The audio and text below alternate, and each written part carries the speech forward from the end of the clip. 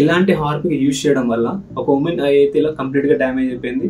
So దీనికి reasons ఏంటో చెప్తాను, చివరి వరకు చూడండి. నార్మల్గా ఒక ఉమెన్ ఏం చేస్తుందంటే రీసెంట్గా తన ఇంట్లో వాష్రూమ్ క్లీన్ చేయడానికి హార్పిక్ వేసి స్పీడ్గా ఇలా క్లీన్ చేస్తారు కదా, సో అలా క్లీన్ చేసింది. ఒక డ్రాప్ అనేది మాత్రం వచ్చి తన ఐలో పడింది. సో తను ఏం చేసిందంటే ఇది నార్మల్ డ్రాపే కదా అన్నట్టు ఇగ్నోర్ చేసింది. బట్ 2 days తర్వాత తన ఐ అయితే మాత్రం కంప్లీట్గా ఇలా డ్యామేజ్ అయిపోయింది, రెడ్ కలర్లో అయిపోయి. సో దీని వెంటనే హాస్పిటల్కి వెళ్తే అక్కడ డాక్టర్స్ ఏం చెప్పారంటే ఈ హార్పిక్లో హైడ్రోక్లోరిక్ యాసిడ్ అని ఉంటుంది. సో ఇది చాలా డేంజర్. సో ఇది ఎందుకు యూజ్ చేస్తారంటే దీంట్లో హార్పిక్లో మనకు బాత్రూంలో మొత్తం మరకలు అంటే బ్యాక్టీరియా స్టెయిన్ ఉంటుంది కదా, అండ్ బ్యాక్టీరియాని చంపేస్తుందని చెప్పి మనకి యాడ్లో ఇస్తూ ఉంటారు కదా.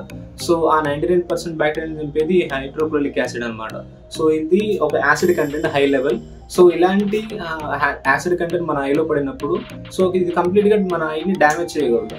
సో ఈ వీడియో ఎందుకు చేస్తున్నానంటే అంటే మనకని చెప్పి మన సోషల్ మీడియాలో ఉన్నా మనకి ఇలాంటి ఇన్ఫో వస్తుంది, సో మనం కేర్ తీసుకుంటాం. బట్ మన ఇంట్లో పెద్దవాళ్ళు కావచ్చు, పల్లెటూరులో ఉండే మన అమ్మ నాన్న కావచ్చు, ఇలాంటి వాళ్ళకి సో ఇలాంటివన్నీ తెలియదు.